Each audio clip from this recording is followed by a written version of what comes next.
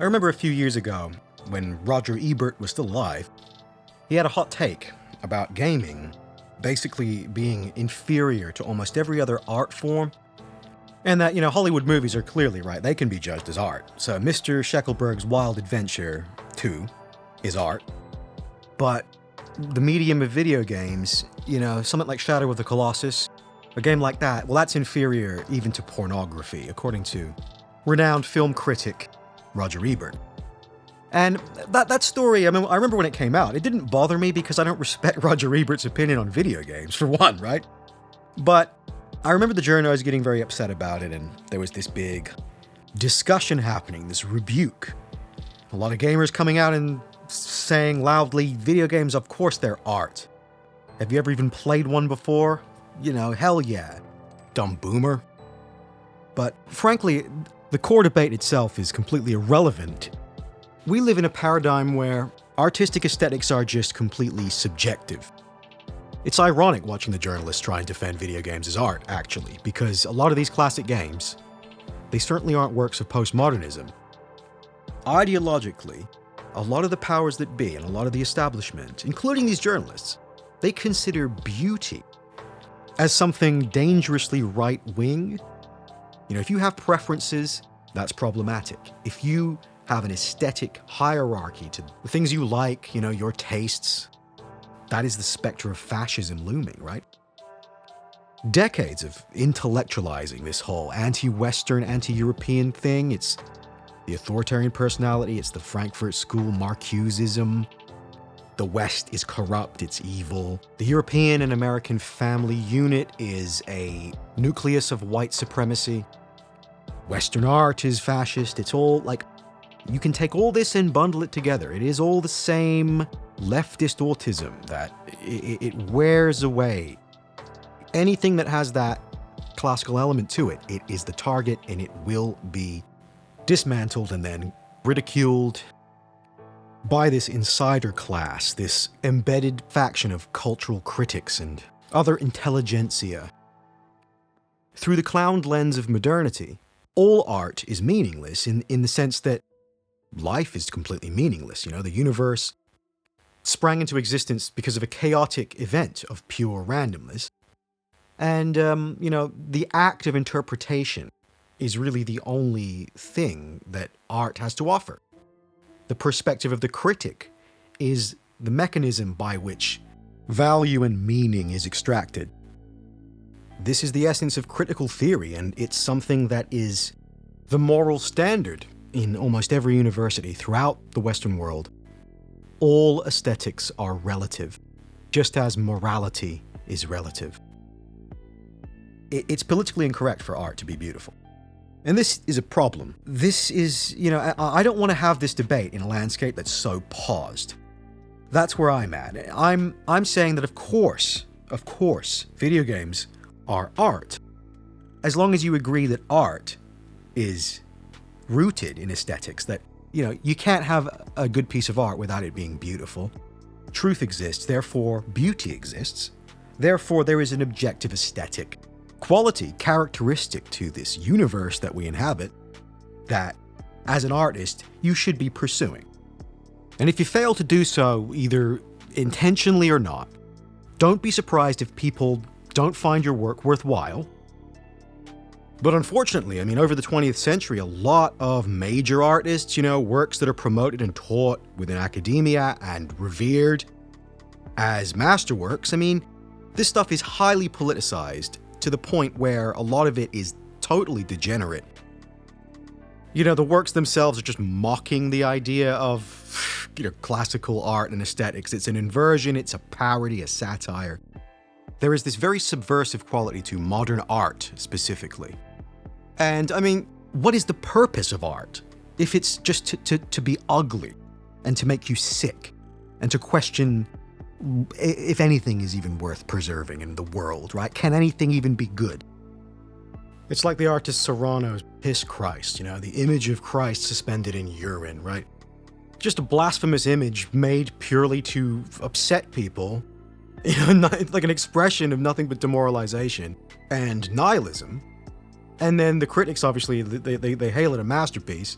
It's The Last of Us Part 2 of the art world, basically, 10 out of 10, IGN, piss Christ, like, Naughty Dog presents Uncharted 5, Piss Christ, a Neil Druckmann game. Don't get it? Well, you lack the sophistication and the education to interpret these works, quote-unquote, correctly.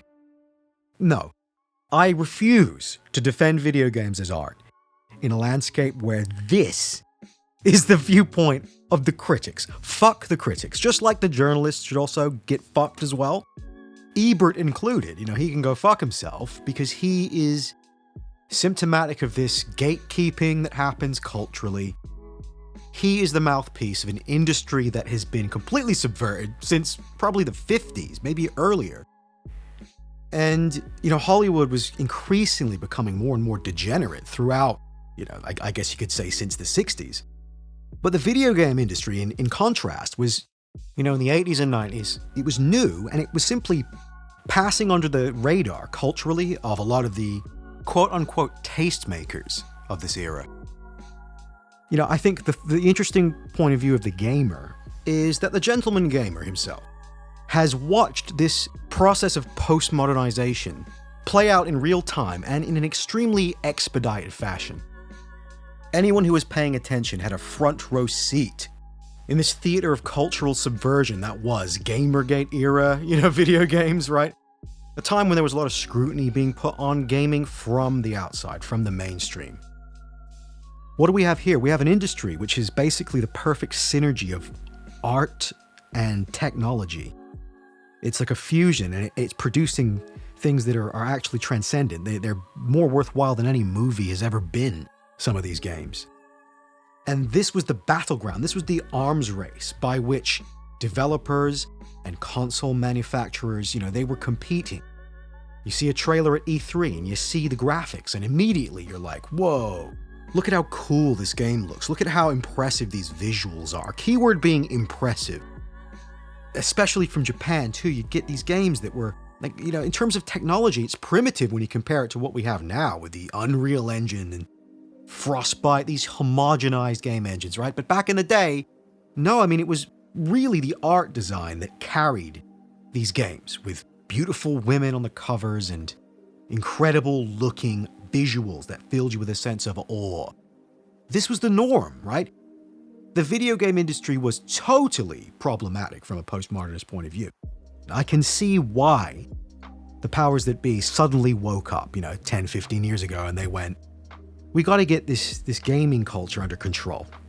Send in the feminists, send in the agents of demoralization, send in the trans lesbian moderators.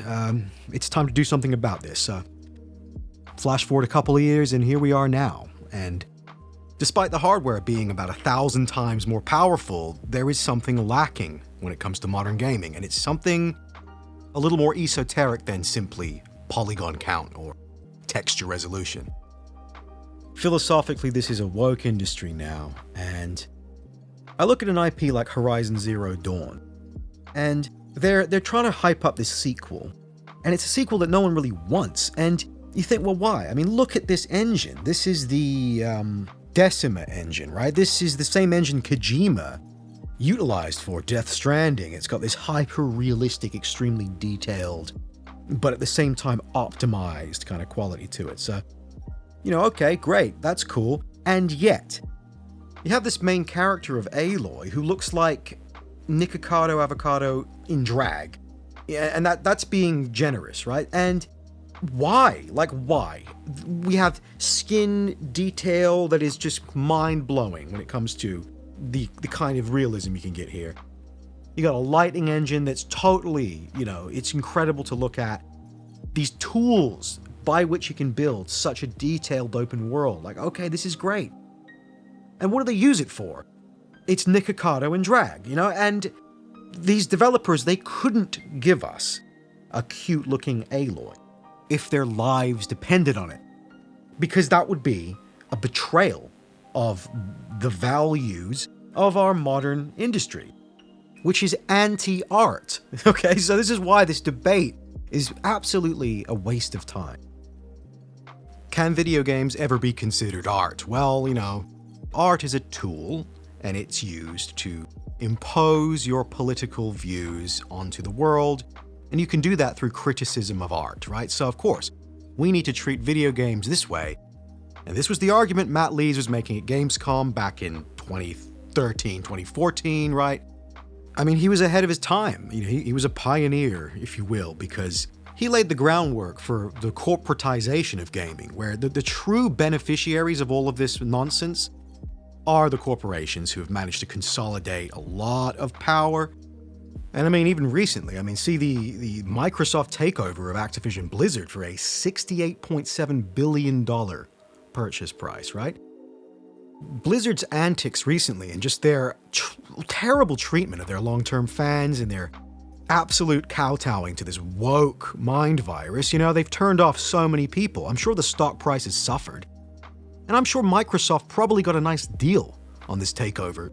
And it makes you wonder, is that truly the purpose of all this ideology? Is it just to destroy, to debase, and to devalue? Is that the true purpose of these ideas, right? To just lower the market value of certain aspects of our traditional culture, just to lower it so far that it becomes worthless and then it can be very cheaply replaced? I mean, oh, wait a minute, we're not allowed to draw that kind of connection between far-left journalists and, you know, global corporate elitism.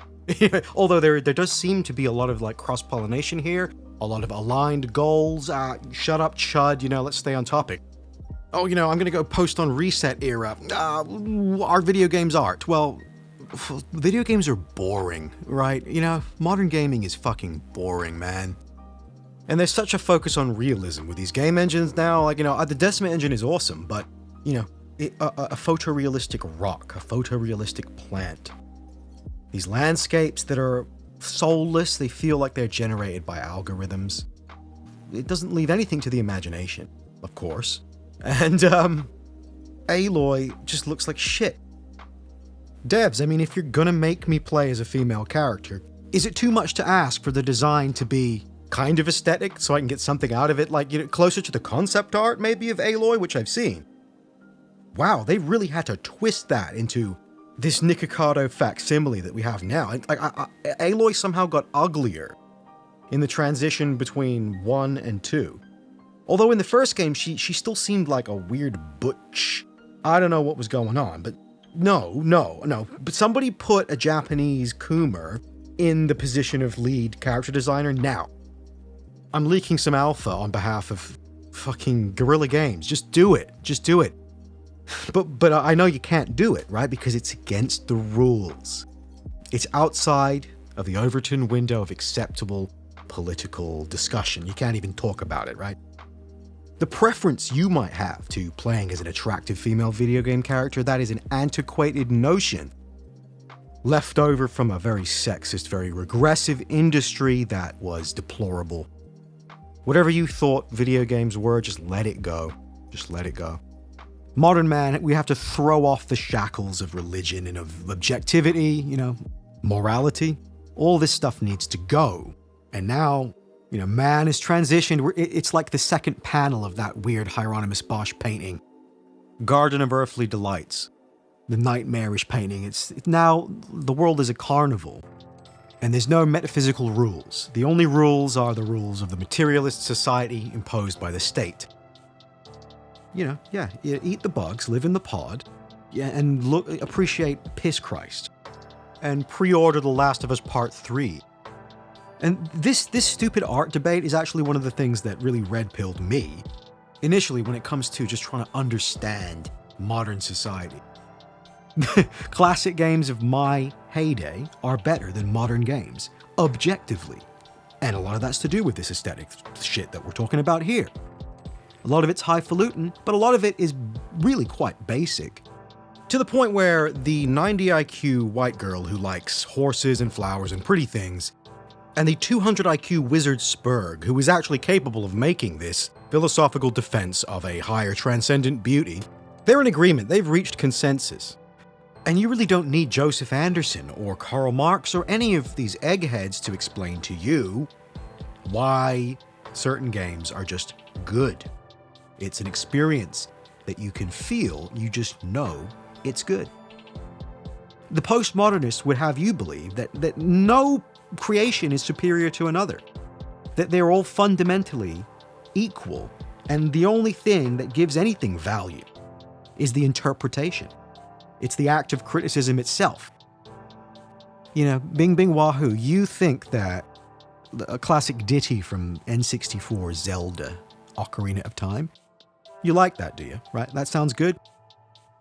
Yeah, no, you're a fucking Nazi, right? Because you are part of the problem. You simply won't accept the aesthetic relativism of our modern woke society, where a fat, mentally retarded trans woman of color is just as beautiful as a white, goth, cute feet waifu from 2005, you know? Like, sorry, but those two things simply I cannot, as a gentleman with some taste here, I do not deem those two things as aesthetically equal. And you can hurl whatever political slurs you want at me, but I don't care, right? Like, that's the point, isn't it? The appreciation of beauty is it's like a philosophically right-wing act, simply by imposing that kind of preference onto the world. That is the difference. This is why I reject postmodernism, and I encourage everyone else to as well. Because once you reject ugliness, you can just make that choice and say, I don't enjoy ugliness. I hate ugliness. I hate evil. I hate the Antichrist.